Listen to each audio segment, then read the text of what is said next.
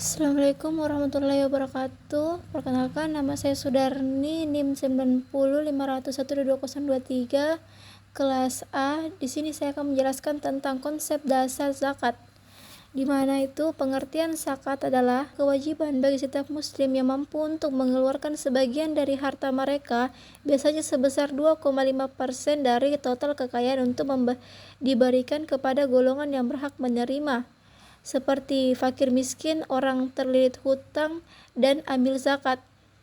Adapun pengertian dari infak, yaitu infak adalah pengeluaran harta secara sukarela untuk kepentingan sosial tanpa adanya kewajiban atau persyaratan tertentu.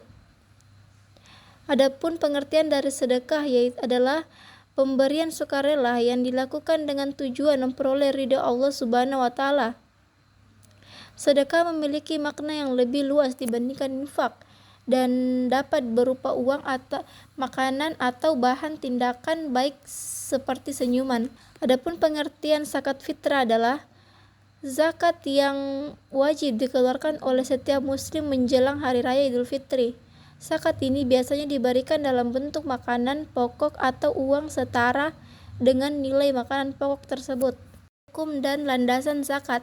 Adapun hukum zakat yaitu rukun Islam, dalil Al-Quran, dan kesepakatan para ulama, di mana rukun Islam itu adalah zakat merupakan salah satu dari 5 rukun Islam yang menunjukkan kepentingan dalam praktik keagamaan. Rasulullah Shallallahu Alaihi Wasallam bersabda, Islam dibangun di atas 5 rukun, bersaksi bahwa tidak ada Tuhan selain Allah dan Muhammad adalah utusannya, mendirikan sholat, menunaikan zakat, menunaikan haji bagian mampu, dan berpuasa di bulan Ramadan.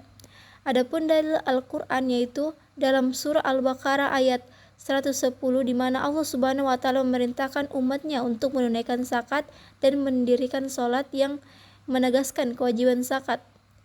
Adapun kesepakatan para ulama itu, para ulama bersepakat bahwa mengeluarkan zakat adalah wajib bagi setiap muslim yang memenuhi syarat-syarat tertentu seperti berakal, balik, memiliki harta yang mencapai nisbah, dan memiliki kepemilikan penuh atas hartanya. Landasan zakat dapat ditemukan dalam beberapa aspek seperti syarat wajib zakat, di mana orang yang berwajib zakat adalah beragama Islam, berakal, balik, memiliki harta yang mencapai nisbah, memiliki kepemilikan penuh atas harta tersebut.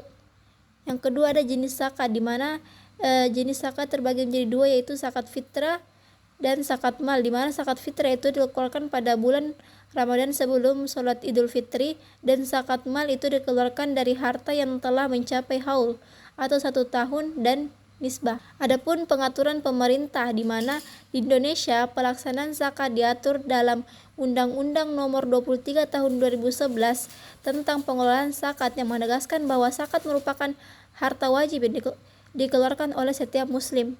Secara keseluruhan, zakat berfungsi sebagai sarana untuk membersihkan harta dan mendukung kesetaraan masyarakat serta merupakan bentuk tanggung jawab sosial setiap muslim. Maqasid zakat. Adapun pengertian dari maqasid zakat itu sendiri adalah maqasid berasal dari kata maqas yang berarti tujuan atau maksud. Dalam konteks zakat, maqasid zakat merujuk pada tujuan yang ingin dicapai melalui pelaksanaan zakat, baik untuk individu atau muzaki maupun masyarakat atau mutahik. Tujuan ini sejalan dengan prinsip-prinsip maqasid syariah yang lebih luas, yaitu untuk mencapai kebaikan dan mencegah keburukan. Adapun tujuan maqasid zakat yaitu mewujudkan keadilan sosial, di mana zakat bertujuan untuk mengurangi kesenjangan ekonomi antara yang kaya dan miskin, sehingga menciptakan masyarakat yang lebih adil dan sejahtera. Yang kedua ada memberdayakan mustahik. Zakat tidak hanya bersifat konsumtif tetapi juga produktif, dengan memberikan bantuan yang dapat meningkatkan kemandirian ekonomi mustahik, sehingga mereka dapat bertransformasi menjadi musaki di masa depan. Adapun yang ketiga itu menjaga kemaslahatan umum. Pelaksanaan zakat harus memperhatikan kepentingan umum dengan cara mendistribusikan zakat kepada mereka yang membutuhkan secara adil dan tepat sasaran. Yang keempat, meningkatkan kualitas hidup. Zakat diharapkan dapat membantu memenuhi kebutuhan dasar hidup mustahik, termasuk pendidikan, kesehatan, dan kesejahteraan sosial. Adapun yang terakhir itu pendidikan dan penyuluhan. Salah satu aspek penting dari maqasid zakat adalah memberikan pendidikan dan penyuluhan kepada mustahik agar mereka memahami pentingnya zakat dan dapat memanfaatkan bantuan yang diberikan secara efektif. Tujuan dan sasaran zakat, di mana tujuan zakat itu yang pertama membantu kaum kafir miskin.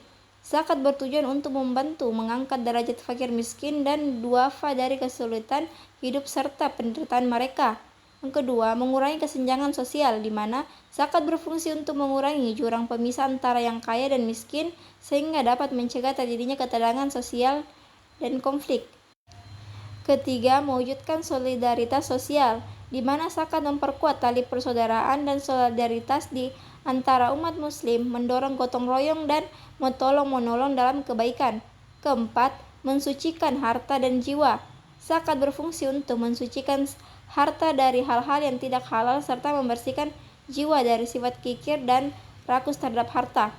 Yang kelima, meningkatkan taraf hidup masyarakat. Dengan mendistribusikan zakat, taraf hidup masyarakat dapat meningkat terutama bagi mereka yang membutuhkan, termasuk dalam bidang kesehatan dan pendidikan. Yang keenam, menjaga kestabilan zakat. Zakat membantu menjaga stabilisasi sosial dengan mengurangi kemiskinan dan meningkatkan kesejahteraan masyarakat secara keseluruhan. Adapun sasaran zakat, di mana sasarannya itu kepada fakir miskin, yang mereka yang tidak memiliki cukup harta untuk memenuhi kebutuhan dasar hidup. Adapun garimin, orang-orang yang terlilit hutang dan tidak mampu membayarnya. Adapun ibnu sabil, di mana musafir yang kehabisan biaya dalam perjalanannya. Adapun amil zakat, mereka yang bertugas mengumpulkan dan mendistribusikan zakat. Dan yang terakhir itu mualaf, orang-orang yang baru masuk Islam dan membutuhkan dukungan untuk membangun kehidupan baru mereka. Adapun golongan yang tidak berhak menerima zakat yaitu orang kaya. Mereka yang memiliki kekayaan yang cukup untuk memenuhi kebutuhan hidup tidak berhak menerima zakat. Hal ini sesuai dengan sabda Rasulullah SAW, tidak halal zakat diberikan kepada orang kaya. Yang kedua, orang non-muslim, di mana mereka yang tidak beragama Islam atau ateis tidak berhak menerima zakat. Meskipun umat Islam dapat memberikan bantuan, itu tidak dianggap sebagai zakat. Adapun yang ketiga itu anggota keluarga yang wajib dinafkahi. Zakat tidak boleh diberikan kepada anggota keluarga dekat seperti orang tua, anak, atau istri, karena memberikan nafkah kepada mereka adalah kewajiban. Adapun yang keempat itu orang yang berada di bawah tanggungan orang yang berzakat. Jika seorang tidak mampu tetapi ada orang yang lain yang menanggung kebutuhannya, maka mereka juga tidak berhak menerima zakat. Yang kelima itu budak atau hamba sahaya. Budak atau hamba sahaya dianggap sebagai milik tuannya, sehingga mereka tidak berhak menerima zakat karena harta tersebut akan menjadi milik tuan mereka. Yang ketujuh, orang yang mampu bekerja. Mereka yang memiliki fisik kuat dan mampu bekerja untuk memenuhi kebutuhan hidup juga tidak berhak menerima zakat. Ancaman bagi orang yang tidak berzakat, di mana yang pertama itu mendapat azab yang pedih. Dalam Al-Quran, Allah Subhanahu wa Ta'ala memperingatkan orang-orang yang menyimpan emas dan perak tanpa mengeluarkan zakat bahwa mereka akan mendapatkan azab yang pedih. Pada hari kiamat, harta mereka akan dipanaskan dalam neraka dan digunakan untuk menyetrika dahi, lambung, dan punggung mereka sebagai hukuman atas kebakilan mereka. Quran Surah At-Taubah ayat 35. Yang kedua, dikalungkan hartanya di leher. Orang yang enggan membayar zakat akan dikalungkan harta yang mereka simpan di lehernya pada hari kiamat. Ini merupakan simbol dari beban dosa yang mereka tanggung akibat menahan zakat. Quran Surah Ali Imran ayat 180. Yang ketiga, kekurangan berkah dalam harta. Secara spiritual, tidak membayar zakat dapat menyebabkan hilangnya berkah dalam harta seseorang. Harta yang tidak dikeluarkan zakatnya akan berkurang manfaatnya dan tidak membawa kebaikan bagi pemiliknya. Yang keempat, kematian dalam keadaan buruk. Ada kekhawatiran bahwa orang yang tidak menunaikan zakat dapat meninggal dunia dalam keadaan su'ul khatimah atau akhir yang buruk, yaitu dalam keadaan jauh dari agama Islam. Yang kelima, dosa besar dan potensi kekafiran. Meninggalkan zakat dianggap sebagai dosa besar. Jika seorang mengingkari kewajiban zakat, ia dapat dianggap keluar dari agama Islam atau murtad. Namun jika ia masih meyakini kewajiban tersebut tetapi tidak melaksanakannya, maka ia tetap berdosa tetapi tidak dianggap kafir. Yang keenam, siksaan di dunia. Dalam beberapa kasus Allah Subhanahu wa taala telah memberikan siksaan kepada orang-orang yang menahan zakat di dunia, seperti kisah Qarun yang ditenggelamkan bersama hartanya ke dalam bumi sebagai contoh bagi umat manusia. Baiklah, itulah tadi penjelasan saya tentang konsep dasar dari zakat. Mohon maaf jika ada kesalahan kata. Wassalamualaikum warahmatullahi wabarakatuh.